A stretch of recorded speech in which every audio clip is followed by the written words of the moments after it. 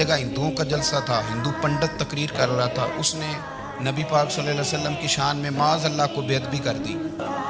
मुसलमान थे ही नहीं, एक मुसलमान था, वो मलंग नहीं होते दौरी डंडे वाले, उसके पर रंगीन डंडा था, वो कहीं दूर बैठा था, तो उसने सुन ली स्पीकर चल रहा था, तो वो डंडा लेके तो स्टेज पे चढ़ आया। वो कहता मैंने पंडित के सर में मारा एक ही है, पर मारा ज़रा सही करके। वो ढेर हो गया, लोगों ने गिरफ्तार कर लिया, जेल में चला गया।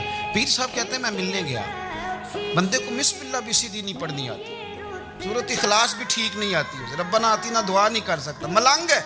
मैं मिलने गया और मैंने कहा यार ना तू नमाज पढ़े, ना दाढ़ी रखे, ना तू मस्जिद जाए, पर तूने कमाल कर दी।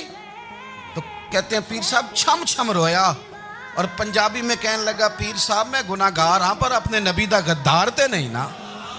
ये गुनाहगार और गद्दार में फर्क होता है। मैं गुनाहगार हूं, पर ये तो नहीं ना किसी की जरूरत कि मेरे सामने मेरे नबी के बारे में बात कर जाए।